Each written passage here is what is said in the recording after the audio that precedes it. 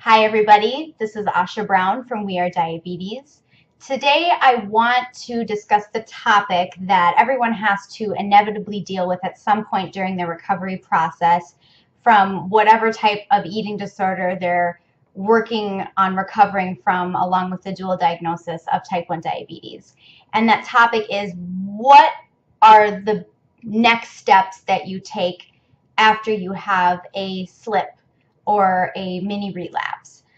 I know for me personally, I believe that in order to fully recover, you have to have slips.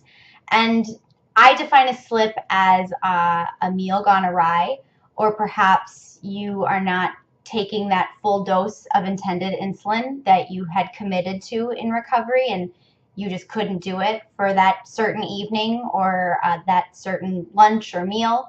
And so that's a slip. A relapse is a number of those slips in culmination with each other that start to kind of snowball, and then you realize it's been a week of those behaviors. You're really starting to slide back towards a full-blown eating disorder. That's more of a relapse, but I'm talking about slips. So the slip is what happens before the relapse, and what we all want to try to do, and what people, especially new to recovery, need to recognize, is that slips happen. They are part of the process, and it's very uncomfortable. And of course you feel like, well, I just messed it all up. I was doing so well. Perhaps you were discharged from inpatient. Now you're doing the outpatient process. It's been a couple weeks. You're feeling really confident, and then you have a slip, and then you feel like, I just ruined all of that hard work. That is not true.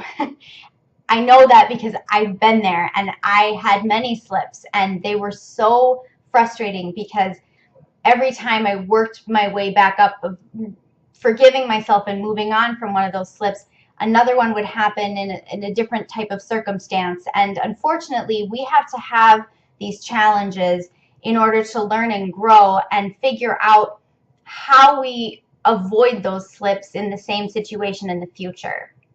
And the only way that we learn from those things is if we accept that it happened, and instead of overreacting and maybe falling back into what our eating disorder is telling us to do, which is, okay, well, I'm going to make up for that and use, A, B, or C symptom, instead of doing what maybe part of our mind is still screaming at us to indulge in, we have to fight through that and get back on track.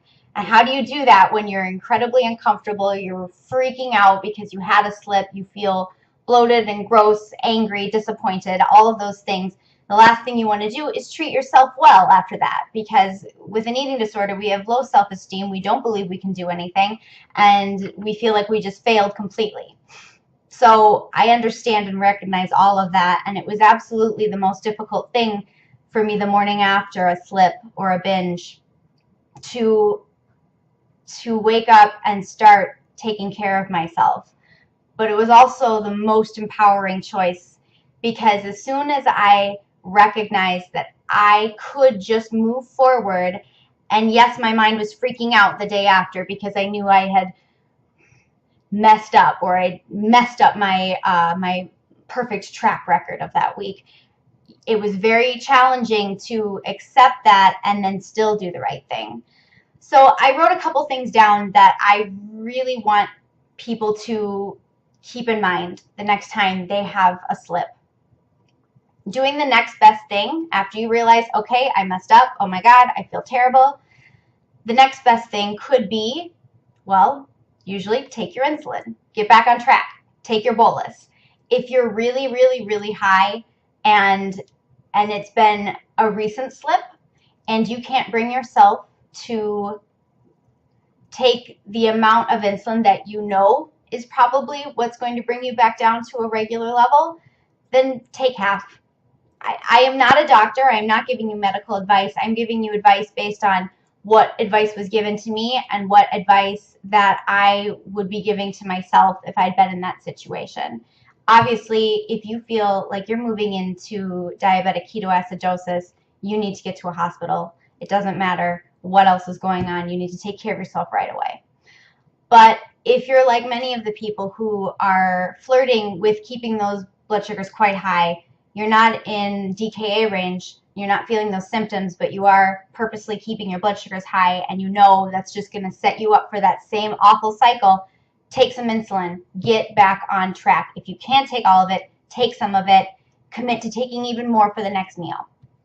Along that lines, you must eat. I know for me personally, when I would have a binge, the next day I tried to go as long as possible without eating. I felt disgusted at myself, and I wanted to show myself that I had willpower not to eat because I felt so disgusted that I had been binging all night. And so my eating disorder would tell me, you need to just cleanse yourself, like really just give yourself a good amount of time and don't eat. Don't do that. Eat. Get your metabolism functioning again. That will also help your brain make better decisions again. Even if it's a smaller meal than you're perhaps used to because you feel really awful from the slip that you had, eat something. Get your body re-regulated, and that's also going to encourage you to be taking some insulin throughout the day. If you're not eating all day and you're not taking insulin all day, that's also setting you up for more potential to go into diabetic ketoacidosis. So that's also something you want to avoid. If you're binging in the morning or you're having a slip right in the morning, that's really difficult because then you feel like you've wasted the whole day. But there's absolutely things that you can do to actually end that day feeling empowered and that you kind of combated the way the day had started out. I really hate that phrase, turn that smile upside down, or, you can completely change your day. Sometimes a day sucks, especially if we started out with a slip and we're really angry at ourselves. But there are ways that you can soften the blow so that in the next 24 hours, by the time you wake up the next day, you're back on track. Some of that is taking your insulin, like I said. Some of it is eating a meal, drinking extra water, being gentle to yourself, getting out of the house, getting away from the food, and getting your mind active with something else. You need to be able to remind yourself that you're more than just this recovery process that you probably feel like you're failing at right now, but you're a human being who has emotions and needs and wonderful qualities, and you deserve to be able to fulfill other parts of yourself versus just, am I a failure at recovery? Am I going to go back to my eating disorder? So do something.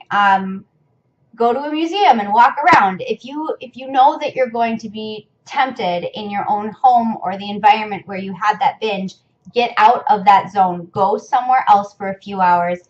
Take some insulin and take care of yourself.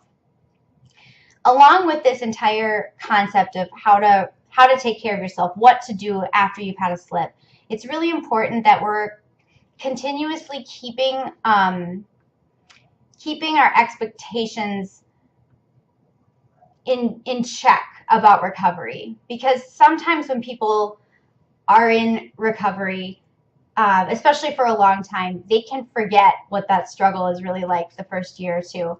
I've really, really tried in the work that I do with my clients to not get that way. I've tried to continuously live in the moment and to relive some of those difficult memories for this purpose, because recovery is not unicorns and rainbows.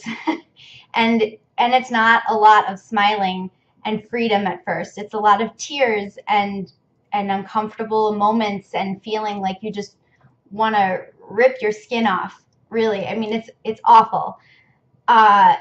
So with that being said, if you're feeling challenged and you're feeling really torn, then you're probably doing it right. You're challenging yourself and you're working at it.